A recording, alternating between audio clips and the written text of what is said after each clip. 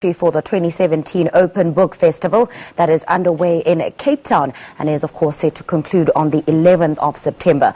Well, she's also busy promoting the release of her first novel that is titled Good Me, Bad Me, a psychological thriller that is based on a true story and follows the roller coaster of young Annie, who later becomes Millie, with how she deals with a new identity, a new family, a jealous new sister, and living with the guilt of handing her serial mother over to the police. Well, Ali joins us now from our Sea Point studio to tell us more about this mind-stimulating offering. A very good morning to you, Ali. Good morning. Thanks for talking to me. It's a pleasure to have you. Now, Ali, I would say a lot of authors write books because they want to, but I get a sense that in your book, it's a book that you had to write. I know that you dedicated to a lot of mental health nurses. We see the life of a young child who battles with her mom being a serial killer and, of course, the events that happened as a result of that. Why were you so compelled to putting pen to paper?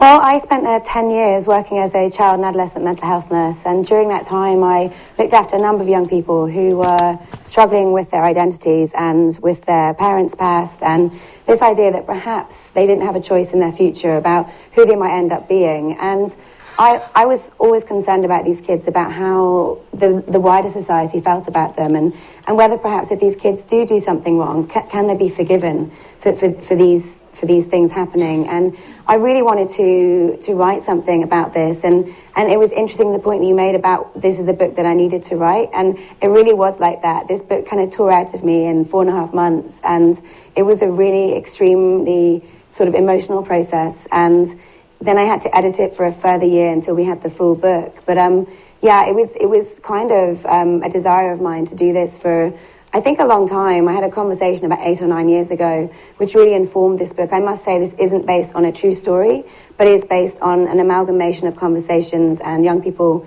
that I've looked after over the years. Now, Ali, you know, blood is thicker than water, and something that your main character struggles with is obviously having her mom be a serial killer. In some way, she's bound to think that she is tainted or stained because of her mother's actions. Talk to us about the psychology of freeing oneself from your past or what you think you will inherit because the person who gave birth to you is good or bad.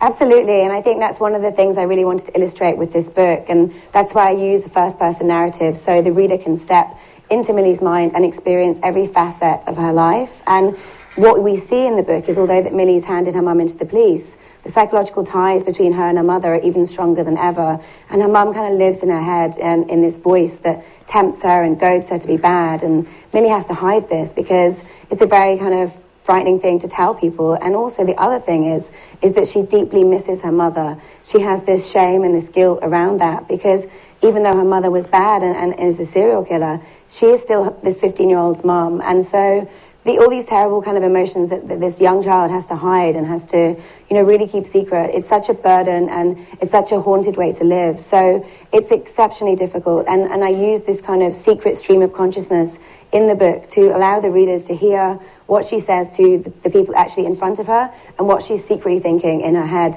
just to show how complex the emotional landscape is with these young people. Now, Annie tries to sort of shed her past or try to create a new identity for herself. She changes her name, but it seems like trouble still follows her. Without giving away too much, where can we expect the story of Annie or Millie to go in the book? Well, I would say strap in. It's a turbulent ride, and I think there's a theory that you take your main character and you put them up a tree and you just throw all the stones at them and you kind of see what happens at the end. And because I don't plot, I very much had the idea of Millie as a character, and I wrote thousands and thousands and thousands of words, and eventually the story grew around her quite organically. But I've learned about unlocking Millie is the characters that are kind of surrounding her. So she has a really intense kind of toxic relationship with her foster sister called Phoebe, who is this blonde, popular girl at the high school and secretly bullies Millie, and the tension on Millie between these girls is ripe. So there's a lot of kind of insight into social media and youth culture and bullying that happens in school. And also she has a relationship with a much younger girl that she meets who lives in a kind of rougher area in London. And so it's interesting to watch Millie interact with lots of different people and see where she goes. But I have kind of, the feedback from this book is that it's unputdownable and that it's a page turner. And it was really important for me that I used the format of a thriller. So people read this book, but the bigger message at the heart of it is how we look after kids who are deeply damaged, like my main character, Millie. Absolutely, and I agree with you. I mean, what would your sort of advice be to greater society? Because society tends to shun children who are from a damaged past. You know, we're so quick to write them off. But what can we learn as a society in terms of being more understanding, more open, and more gentler, if I can use that, towards children with damaged past? How can we learn from this book? I think that's a really nice word to use, gentler, you know, and the whole point about this book is that I feel that we don't search for the whys enough in society. And if we're talking about criminal court cases, it's less about the why, and basically, did you do the crime? That's your punishment. And we must seek to understand, and we must, because understanding leads to compassion. And I feel that this book hopefully is a really good guide into someone's mind like Millie. So at the end of the book, people are surprising themselves by how they feel. I feel like the reader goes on a journey, and the more that we think about this sort of complex psychology in someone's head, like Millie, then the more the people understand and be able to be more gentle to these children. And it is my biggest fear that kids like Millie will be sidelined and will be locked away, and they kind of want to be forgotten about. And by sort of writing and using the safe space of fiction, I've managed to get this book around the world in lots of different countries and open up this conversation about young people. So yeah, we just need to keep talking about it. These questions need to be answered. There aren't any answers, I don't know, but we need to be discussing as a society how we look after these children and how we feel about them. Ali, before I let you go, you have been part of the Open Book Festival. What would you say your view is on South African literature? Wow.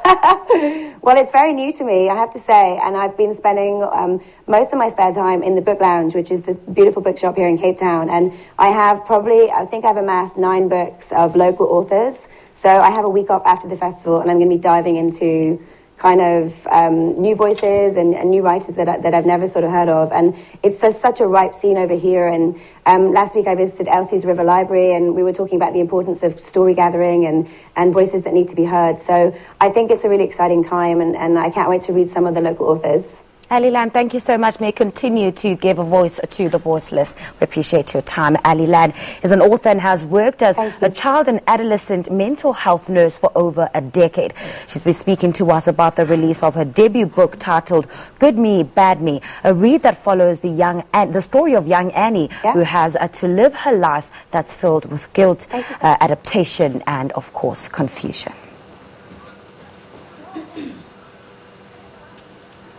All right, well, today marks the last day of